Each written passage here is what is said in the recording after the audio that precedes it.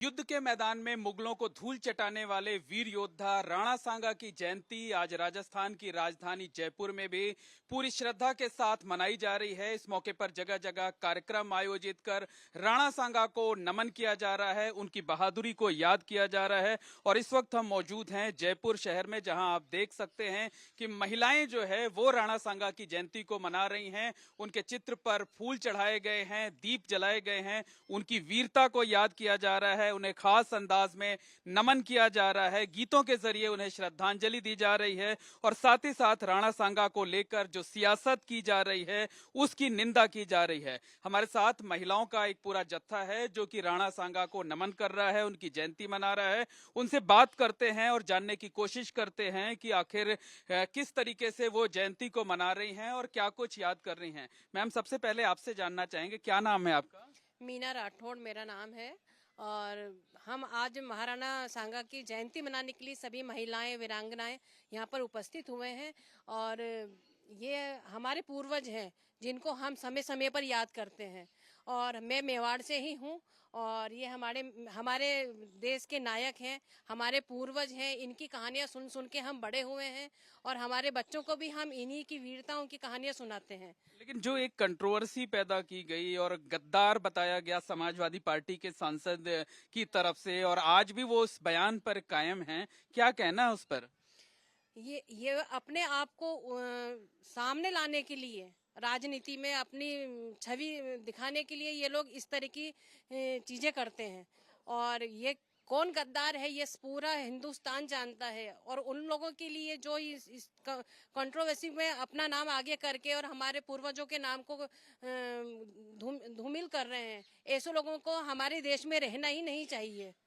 मतलब आपका ये कहना है कि ये जो बयानबाजी की गई है ये जानबूझकर क्रिएट की गई है, प्रचार पाने के लिए ऐसा किया गया है। और भी लोग हैं, उनसे बात करते हैं। आपका क्या नाम है? मेरा नाम सुनीता शेखावत है। सुनीता जी, ये बताइए, इस पूरे विवाद पर आप क्या सोचती हैं?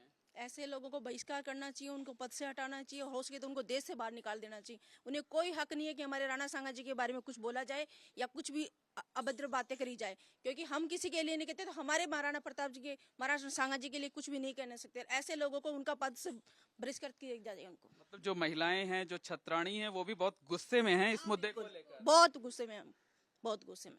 क्या कहना है आपका इस पूरे मसले पर?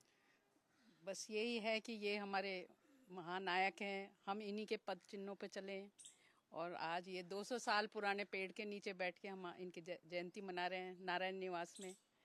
और तो जो महानायक हैं उनके बारे में तो जो युवा पीढ़ी है उनको बताना चाहिए, उनको अवगत कराना चाहिए, ताकि युवा पीढ़ी उनसे सीख ले। और अगर इस तरीके से विवाद पैदा किया जाएगा तो शायद युवा पीढ़ी अपने इतिहास को नहीं जानेगी, यही आप लोगों का कहना है। आप थोड़ा सा आगे आ जाइए।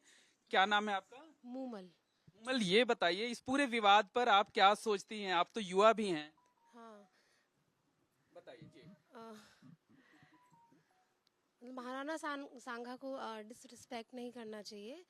वो हमें उन्हीं को फॉलो करना चाहिए। और ये जो पूरी राजनीति की जा रही है, आपको लगता है कि एक विवाद पैदा करने की कोशिश है? हाँ जी, हाँ बिल्कुल। क्या कहना है आपका? बिल्कुल सही बात है। बस उतना ही बोलूंगी, मैं ज्यादा नहीं बोलूंगी। अच्छा, ठीक है, और भी लोग हैं, उनसे भी बात कर लेते हैं। मैम, आपका क्या नाम है? हम लोग यहाँ आज नारायण निवास में सभी सर्व समाज के लोग यहाँ एकत्रित हुए हैं।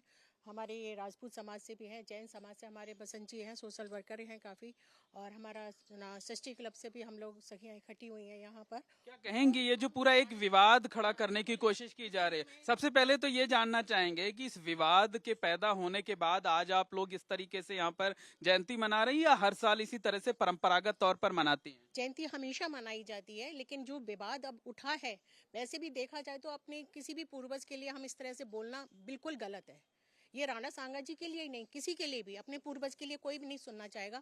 आज राणा सांगा जी के लिए इस तरह से बोला है, वो किसी और के लिए भी बोला जा सकता है।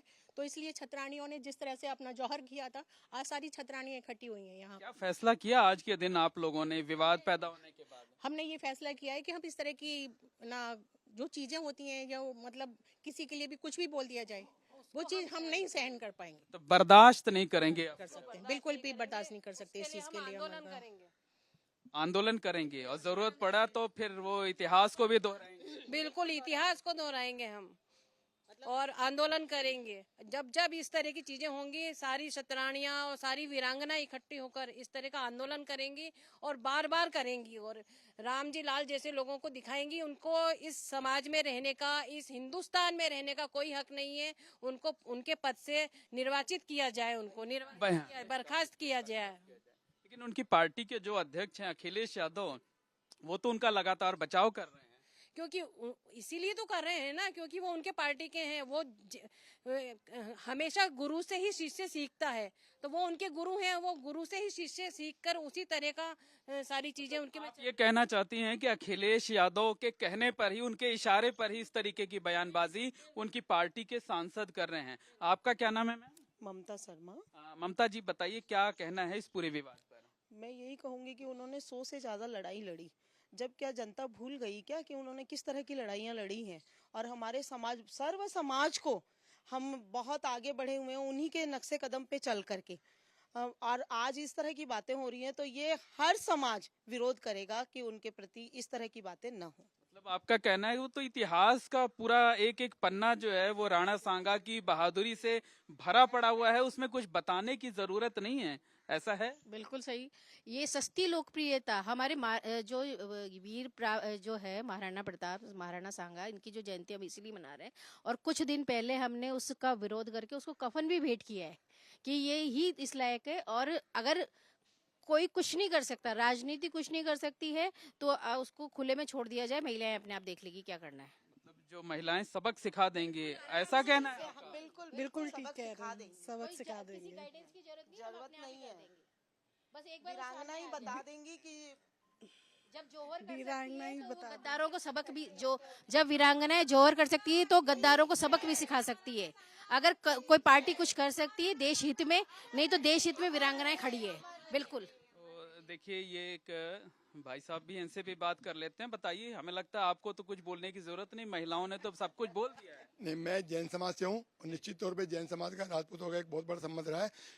राणा सांगा जो थे, सिर्फ अपने किसी पर्टिकुलर एक जाति के वो राजा नहीं थे, वो सभी समाज के राजा थे। तो आज भी हमारे लिए वो पूजनीय है। और हम लोग भी जो इसने जो यूपी के सांसद ने जो बात बोली है उसका विरोध जैन समाज के लेवल पे हमने दिल्ली पे, जयपुर में, सब जगह भी उसका विरोध किया है। प्राइम मिनिस्टर को भी हमने चिट्ठी भेजी है कि ऐसे लोगों को वास्तव में देश से बहिष्कार करना चाहिए, जो आगे कोई हिम्मत नहीं कर सकेगी। ऐसे महापुरुषों की वजह से हम लोग सुरक्षित रहे पूरे, और उनके बारे में ऐसा को बोले तो उनको बहिष्कार जरूर। निश्चित तौर पर कहा जा सकता है कि जयंती के मौके पर आज राणा सांगा को जयपुर में भी महिलाओं की तरफ से जो है नमन किया जा रहा है, उन्हें श्रद्धांजलि दी जा रही है। और साथ ही साथ राणा सांगा पर विवादित बयान देने वाले समाजवादी पार्टी के राज्यसभा सांसद रामजी लाल सुमन के बयान की निंदा की जा रही है और उनसे माफी की मांग की जा रही है। और साथ ही साथ महिलाओं ने यह भी धमकी दी है कि अगर रामजी लाल सुमन के खिलाफ कार्रवाई नहीं होती है तो महिलाएं खुद मोर्चा संभालेंगी और रामजी लाल सुमन को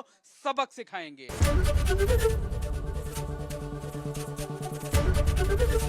एबीपी गंगा, खबर आपकी, जुबान आपकी।